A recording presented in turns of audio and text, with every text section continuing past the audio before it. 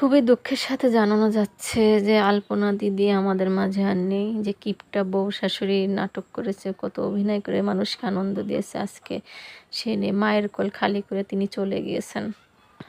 আসলে মৃত্যুর কোনো বয়স নাই। উনি এতদিন আমাদেরকে আনন্দ দিয়েছেন। না ফেরার দেশে চলে গেলেন আলপনা দিদি। এই যে কাফনে শুয়ে আছেন তিনি বাড়িতে। তার মার অবস্থা খুবই করুণ। চলুন শুনে আসি তার স্বামীর মুখে আসলে তার কি হয়েছিল। একটাই বিষয়, সেটা হচ্ছে বাড়ির সবার খুব মন খারাপ। আর এই কারণেই মন খারাপ, কারণ আলপনা ভীষণভাবে অসুস্থ। আমাদের যেগুলো অসুখ আছে আর কি, সেগুলো অতটা সেরকম সমস্যা আর কি না বেশি। তার মানে জ্বর সর্দি এগুলো তো কমন ব্যাপার, কিন্তু ওর যে ইউএসজি রিপোর্ট করিয়েছিলাম, সেই রিপোর্টটাতে তো তোমাদের এসছিল হচ্ছে ওর গল ব্লাডারে স্টোন। সেটা ঠিক আছে। আর পরে আবার আমরা ব্লাড টেস্ট করিয়েছিলাম। ওই ডাক্তারই লিখে দিয়েছিল, কিন্তু তখন হয়নি। হ্যাঁ হ্যাঁ, তুমি বললে না যে রক্তের রিপোর্টটা পরে আসবে। হ্যাঁ, তার মানে ওই একসঙ্গে সেই দিনই করেছিলাম। তোমাদের তো বলেছিলাম যে ব্লাড রিপোর্টও আমরা করিয়েছি, ডাক্তার লিখে দিয়েছিলেন ডক্টর সঞ্জয় দত্ত। তো ব্লাডের রিপোর্টটাও খুব খারাপ এসছে, খুবই খারাপ, বেশিরভাগই খারাপ এসছে। তার মানে ব্লাডের মেন রিপোর্ট সেটা হচ্ছে লিভার গ্রেড 1 ফ্যাটি। আর যেটা এসছে সেটা হচ্ছে ওর জন্ডিস। জন্ডিস এসছে। যেহেতু ওর অনেকে বলছে আর কি, ডাক্তারও বলছেন যে ওর যেহেতু স্টোন আছে সেই জন্য জন্ডিস দেখাচ্ছে, হালকা জন্ডিস। আমরা লাইভে এসেছিলাম, ওখানে বলেছিলাম, অনেকে বন্ধুরাও কমেন্ট করে বলেছে। আর আরেকটা যেটা মেন সমস্যা সেটা হচ্ছে রক্তাল্পতা, মানে ওর শরীরে রক্তের অভাব। হিমোগ্লোবিন 6.5, আর ব্লাড ওর যে গ্রুপ সেটা হচ্ছে ও নেগেটিভ। হ্যাঁ, এর আগে ওর অপারেশন যখন হয়েছিল, টিউমার তখন অপারেশন হয়েছিল, তোমরা অনেকে জানো না। তখন ও অনেক দিন আগে, তাই না? এখন থেকে প্রায় 4 বছর আগে হয়েছিল। হ্যাঁ, তো সেই এখানে ধরা পড়ছিল না অসুখটা।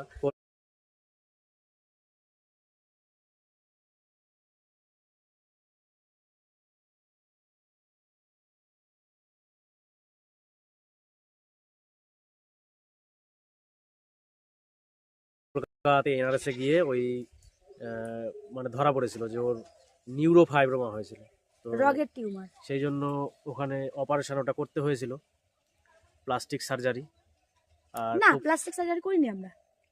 যাই হোক আমার মনে হচ্ছে না। করতে আর বলেছিল কিন্তু করিনি। আর খুব সেনসিটিভ আর কি জায়গায় অপারেশন হয়েছিল, ইউটেলাস টিউমার ছিল।